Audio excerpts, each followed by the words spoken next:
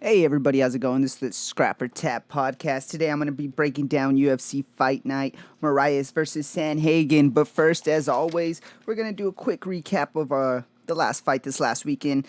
Holly Holm versus Irene Aldana. We went, I believe it was 7 for 12. We had a pretty good night, not too bad. I hit on the main event. We got Holly Holm right. Correct. She looked really good that whole fight, man. I believe she won every round. Irene just had nothing for the striking and, couldn't figure it out. And as for Yorgan De Castro versus Carlos Felipe, I took Yorgan De Castro, but man, I don't know. This might be a fade for me. I did not like the way he looked late rounds, second and third round, man. It did not look good. He was not trying. I know he got gassed, but that's just not the type of money I like to, put on fighters. I don't like to put my money on fighters that, aren't going to give it their all. Or don't have another game plan to get out of the first round. Once you get past that first round, you have to have something. You have to know your conditioning, and he did not prove anything. Carlos Felipe got it done. Thought that was going to be a little bit more of a banger, but Durandamy got it done over Juliana Pena. I took her to get it done. Other than that, man, it was a pretty good fight night. We did pretty good. We got the main event. So let's keep that rolling on to this fight card. We're going to fire through the prelims, and then I'm going to break down the main card a little more. Towards the main card, we have a little bit better fights. Kind of a lot of up-and-comers on this prelims, but it looks pretty good. It could be a fun little fight card. Not too bad, but I'm really looking forward to the main event, Marlon Moraes versus Corey Sandhagen. That one's going to be a fun one. So let's get it started.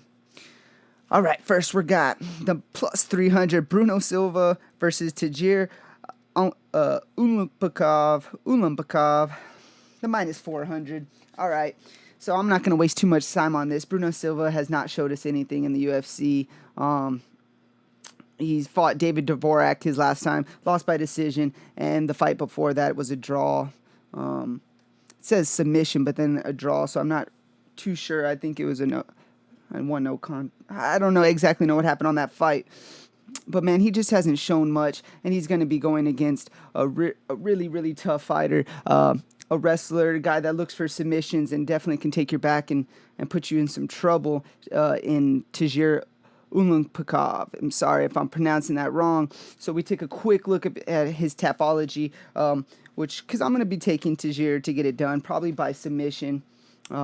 He's a tough-looking Russian fighter, and he's Dagestanian. Man, those are tough, really tough dudes, and I like to go with them, man, especially for like DraftKings purposes, depending on the fighter.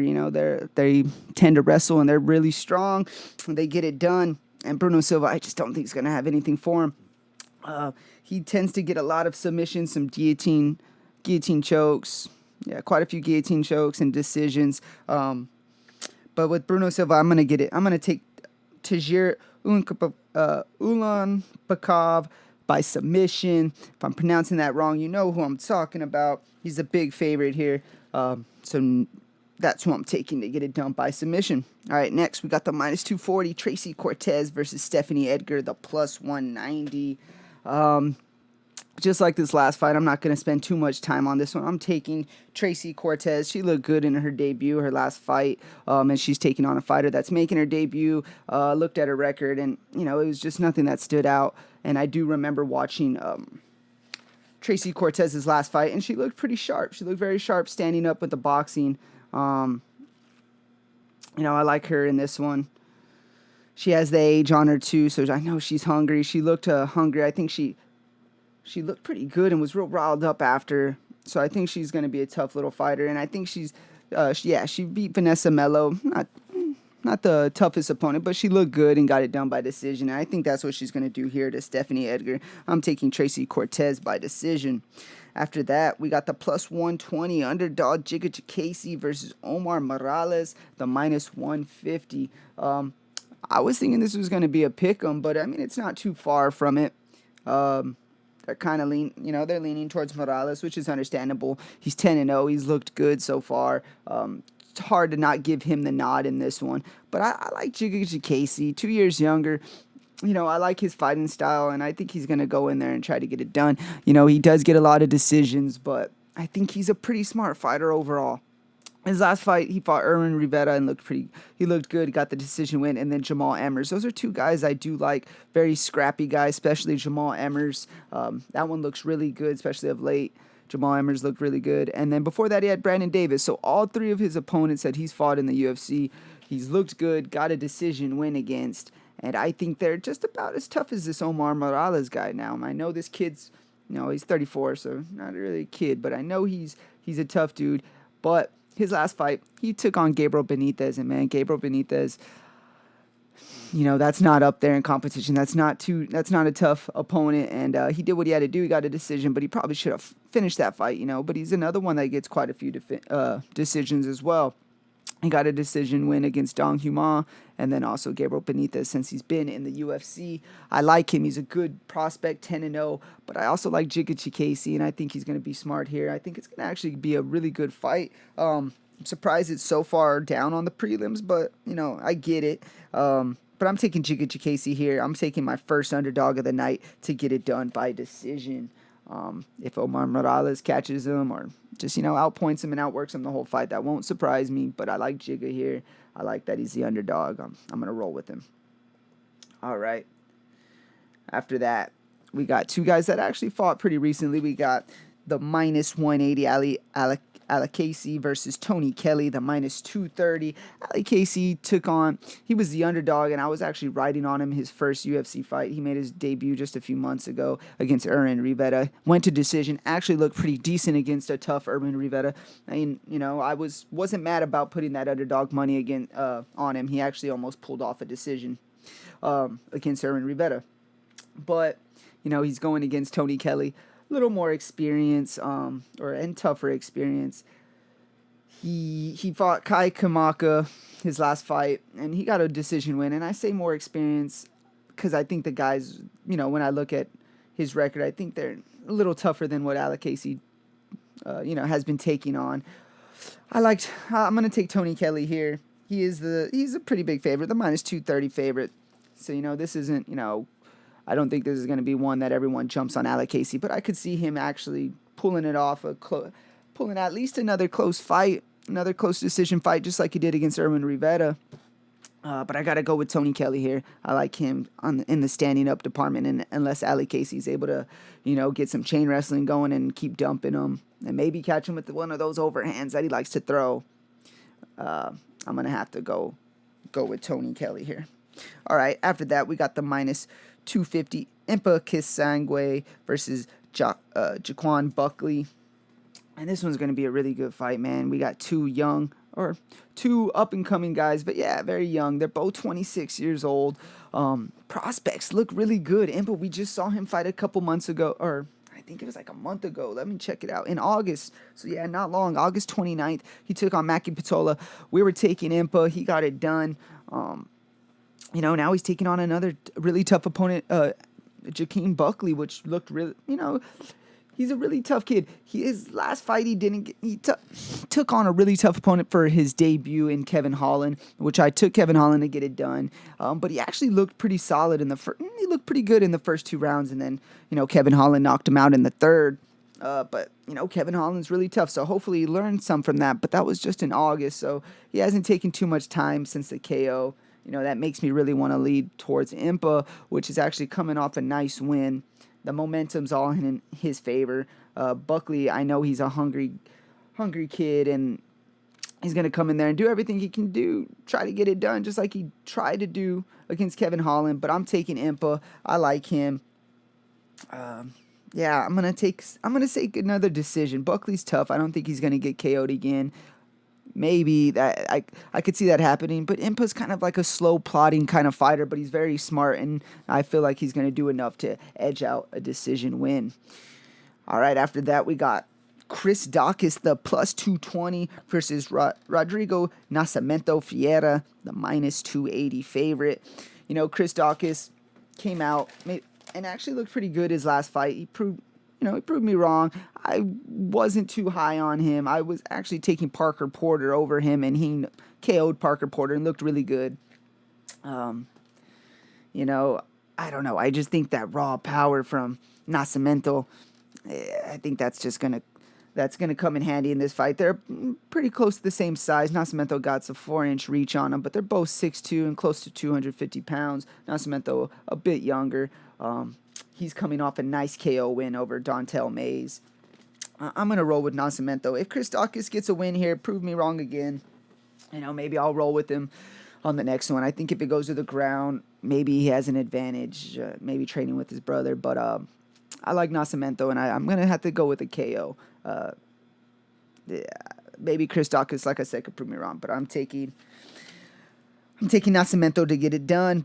Nascimento Fiera by KO. After that, we got the -265 Tom Breese versus KB Bhullar, the +205 underdog. So this is another one that, when I was looking at, I kind of thought was going to come in at even odds. But it is what it is. It's not too far. Okay, yeah, 265 for Tom Breese. Tom Breese is really tough, really good fighter. He's 29 years old, and he's been improving. He took a little stint. He fought Brandon Allen last here in 2020 and got KO'd, right? But before that, he took a 2-year layoff, and he only had, grappling matches, in between.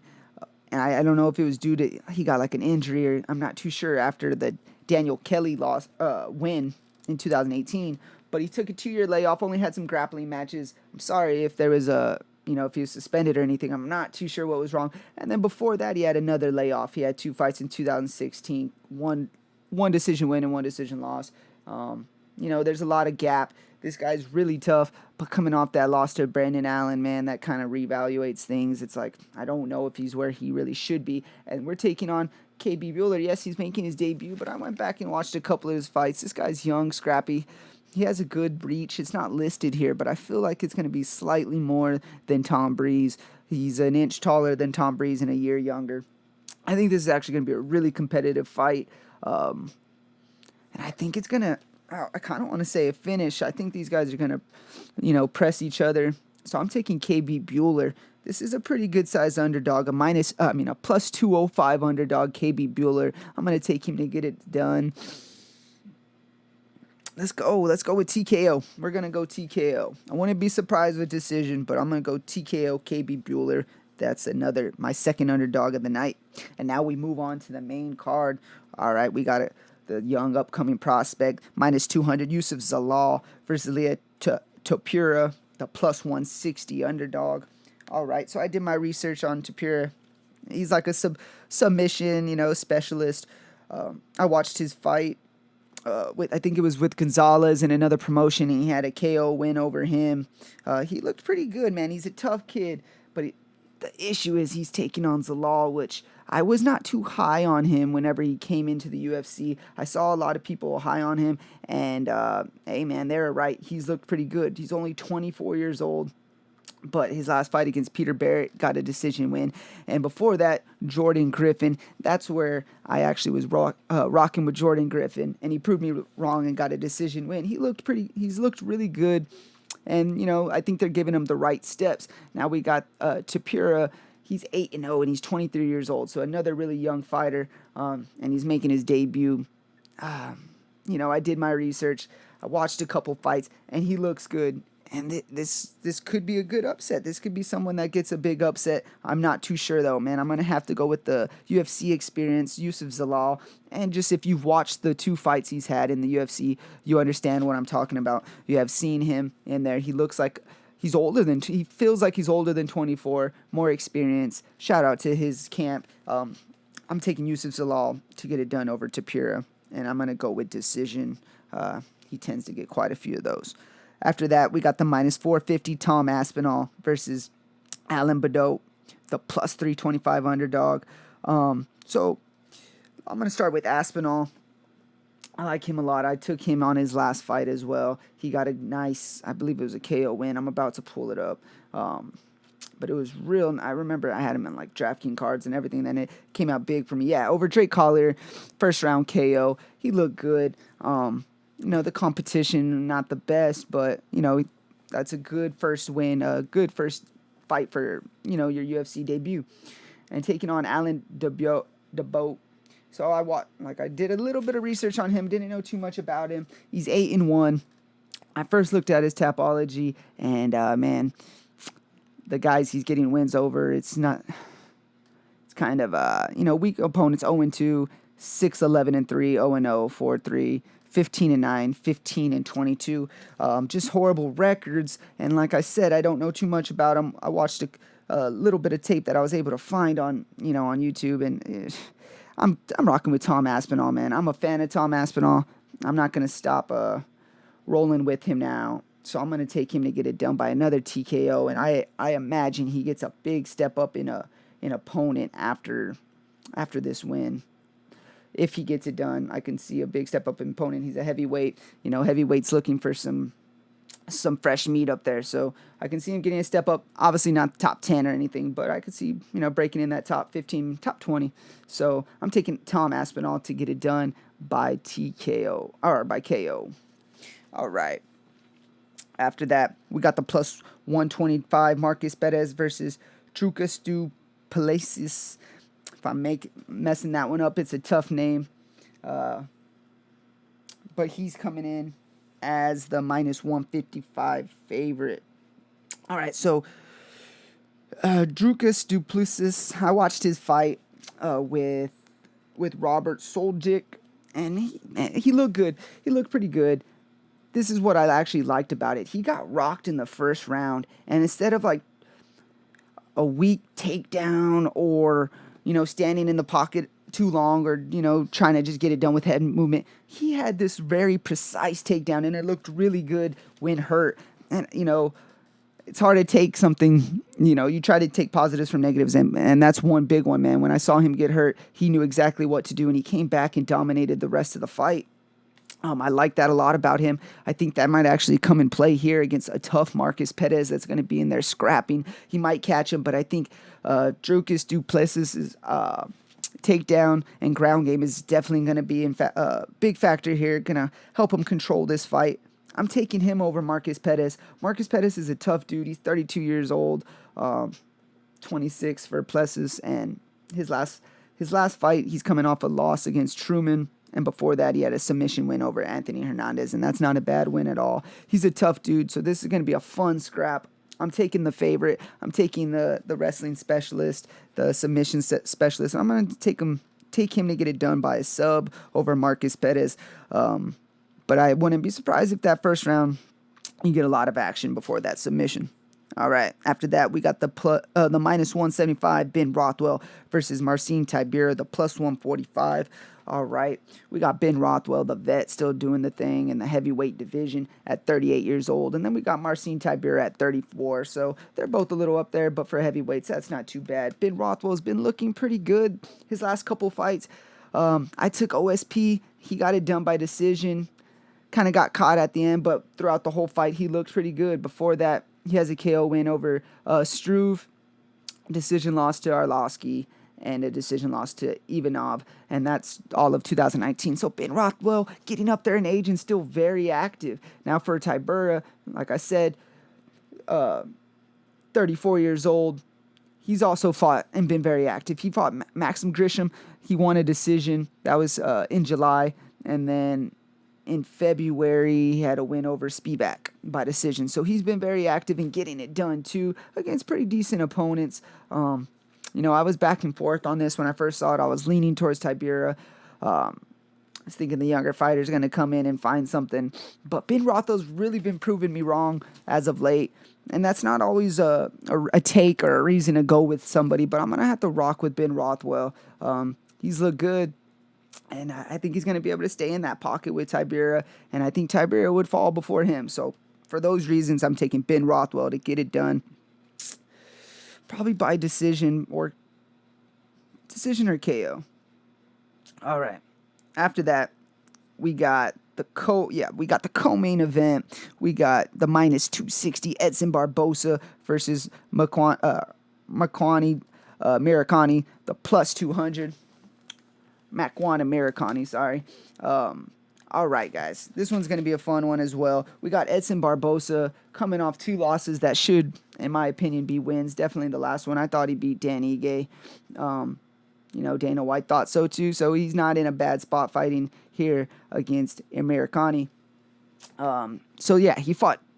It was in May. He fought Dan Ige, went to decision. I thought he outpointed him, got it done. He fought Felder before that, and Justin Gaethje in the lightweight division, right? And then he made the switch to featherweight division, and that's when he fought Dan Ige and looked pretty good, man. I thought he outpointed Dan Ige, which is a very tough featherweight.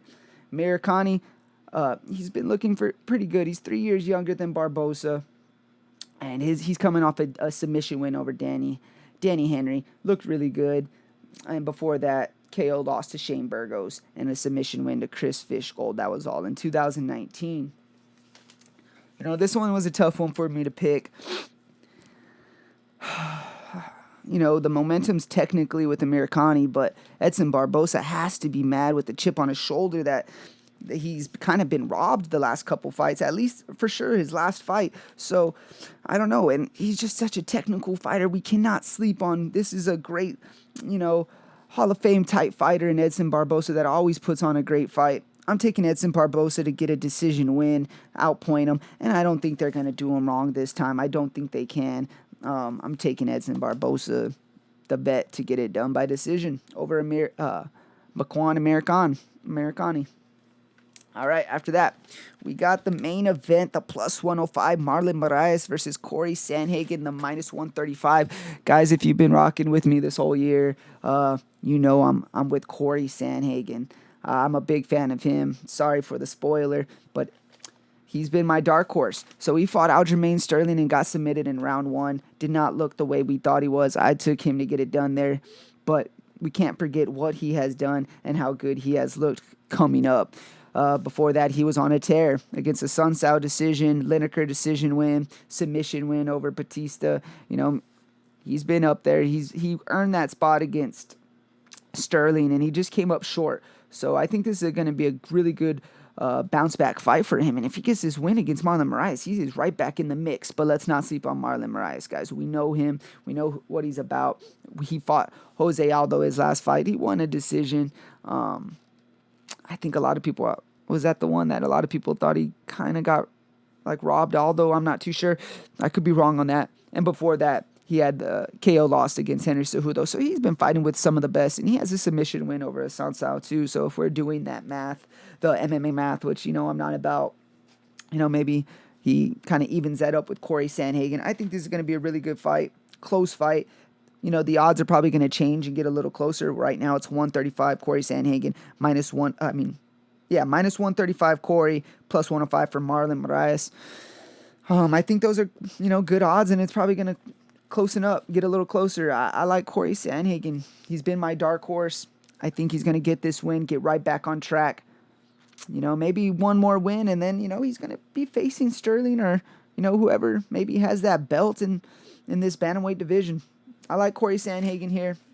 I'm taking him to get it done, and, I think he's going to look spectacular. I think Marlon Moraes is going to get a little tired in the second or third, probably the third round, and I think Corey Sandhagen's going to catch him with a couple and either submit him or TKO. I'm taking Corey Sandhagen by submission over Marlon Moraes. Those are my picks for this UFC Fight Night, Moraes versus Sandhagen.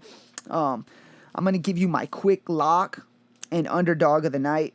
There was a few underdogs I was leaning toward that I was looking at, but I like Chikadze, and one that I did not pick, Leah Topuria. Like I said, he looked really good.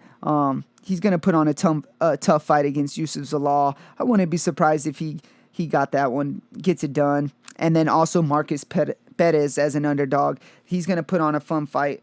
And we don't know too much about Plessis, so maybe he's not as, tough and good on the ground and a sub-specialist as everybody thinks he is. And my lock of the night, guys, I got to go with my boy Corey Sandhagen. I think he's going to get it done. And, that's actually a close lock. That's not one that I'm telling you to take because he's for sure going to get it in. I just like him a lot, and that's who I'm definitely putting in all my DraftKings cards. I'm leaning towards Corey, especially for DraftKings if it's close in numbers. If they have it basically a pick 'em, man, I'm rolling with Corey. So yeah, man, that's my lock in underdogs. I'm going to keep doing those every week. I've been hitting on them, but those are just kind of guys that I'm going to either mess with on DraftKings because, sometimes those underdogs hit, and that makes the world of difference in DraftKings. Anyways, man, thanks for tuning in.